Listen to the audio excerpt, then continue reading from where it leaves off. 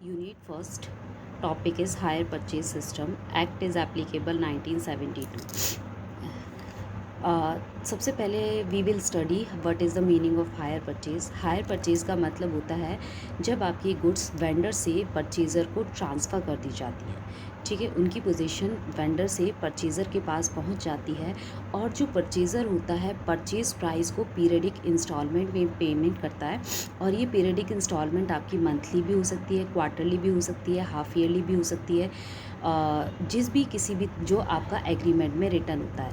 और जो हमारा इसमें इंस्टॉलमेंट्स होती हैं we call them hire charge. जब तक आपकी लास्ट इंस्टॉलमेंट की पेमेंट नहीं हो जाती तब तक आपकी इंस्टॉलमेंट हायर चार्जेस कहलाती है. एंड नेक्स्ट इज़ अगर हायर परचेज़र पेमेंट करने में डिफ़ॉल्ट करे तब क्या होगा. तब ऐसे केस में वेंडर गुड्स को रिपोजेस कर लेगा, अपने पास कर ले लेगा और साथ में जो अमाउंट परचेज़र ने पहले पे कर रखा है उस अमाउंट को भी वो क्या कर लेगा, फोरफीट कर लेगा एज अ हायर चार्ज. और इस अमाउंट को हम क्या कहेंगे, हायर चार्ज.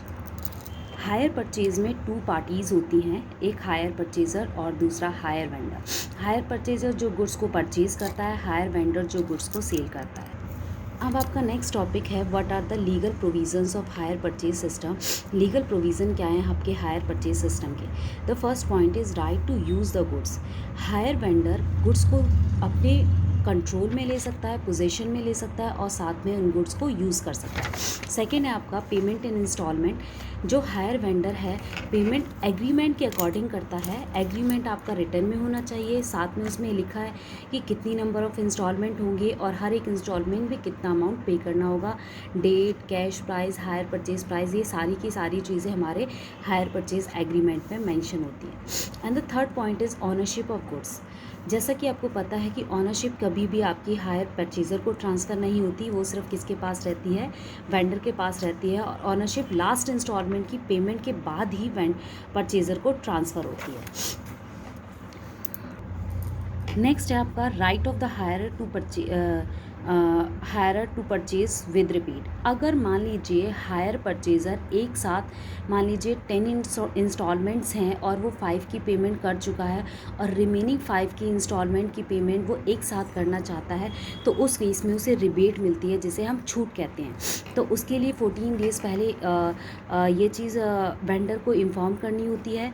तो रिबेट का हमारा फॉर्मूला क्या है, 2/3 टोटल हायर परचेज चार्जेस.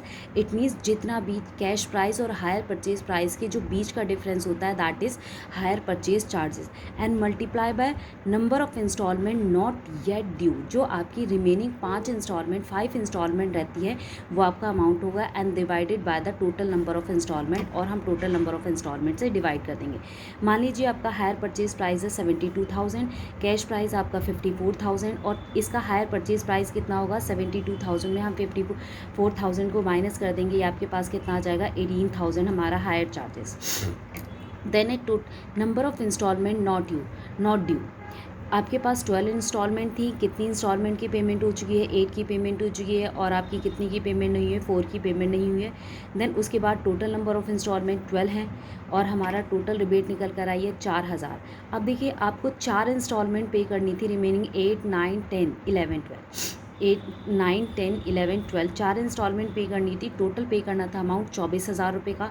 ये कह रहा है कि 24,000 रुपये में क्योंकि वो ऑन द स्पॉट पेमेंट कर रहा है, लमसम अमाउंट में पेमेंट कर रहा है तो उसे 4,000 की छूट मिलेगी और सिर्फ उसे कितना पेमेंट करनी पड़ेगी, 20,000 की पेमेंट करनी पड़ेगी. एंड नेक्स्ट है default made in the payment of any instalment. अगर हायर परचेज़र पेमेंट करने में डिफ़ॉल्ट करता है, सबसे पहला है हमारा इसमें 3 टॉपिक्स हैं. Right of repossession of goods. Vendor goods को वापस ले सकता है. क्यों, क्योंकि उसके पास ऑनरशिप होती है सेलर के पास. ठीक है. सेकेंड आपका सेक्शन 20 क्या कहता है कि जो हायर वेंडर होता है उसके पास गुड्स को रिपोजेस करने का कोई भी राइट नहीं होता. कौन कौन सी टर्म्स एंड कंडीशन ये आपको यहाँ पर दे रखी हैं. The first point is hire purchase price. जब आपका hire purchase price less than 15,000 रुपये से हायर परचेज प्राइस है गुड्स का और उसका more than 50% is paid. Then next point है आपका, जब आपका हायर परचेज प्राइस 15,000 से ज़्यादा होता है और हायर परचेज प्राइस का third fourth part it means 75% से ज़्यादा का अमाउंट आपका पे हो चुका है, तब हायर वेंडर उन गुड्स को वापस नहीं ले सकता। सेकेंड है इसी में आपका refund to the hire purchaser. Refund to the hire purchaser कौन से सिचुएशन में हायर परचेज़र को वेंडर पेमेंट करेगा, इट मीन्स उसके पैसे वापस देगा। वैसे तो वेंडर को कोई भी राइट नहीं होता, वैसे तो वेंडर के पास ये अमाउंट रिटर्न करने का as a charges not bound, but अगर वो चाहे तो वो क्या कर सकता है, कुछ एक टर्म्स एंड कंडीशन के अकॉर्डिंग हायर परचेज़ का जो प्राइस है वो क्या कर दिया जा सकता है, रिटर्न हायर परचेज़र को कुछ अमाउंट रिटर्न कर दिया जाएगा।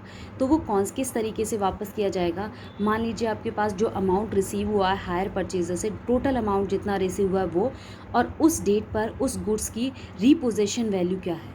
अगर वो आपकी हायर परचेज प्राइस से ज़्यादा होती है तो इन दैट केस, अगर वो ज़्यादा अमाउंट आता है तो in that case hire purchaser को वेंडर कुछ अमाउंट रिटर्न करेगा। नेक्स्ट है थर्ड पॉइंट आपका right to recover the arrear. मान लीजिए ड्यू डेट के टाइम पर परचेज़र ने पेमेंट नहीं की, तो ऐसी सिचुएशन में जो आपकी इंस्टॉलमेंट ड्यू होती है, मान लीजिए 8,000 की इंस्टॉलमेंट ड्यू होती है, तो वेंडर के पास राइट है कि वो गुड्स को वापस लेने के साथ साथ वो एज अ डिफ़ॉल्ट क्या जो इंस्टॉलमेंट ड्यू है उसकी भी पेमेंट, जो 8,000 है उसकी भी पेमेंट क्या करे, रिसीव कर ले। And next point is point number 6, liability of the hire purchaser to keep goods in good condition. It means उसे अपनी गुड्स की तरह उन गुड्स को रखना होता है। And next point is loss occurring to goods has to be borne by the seller.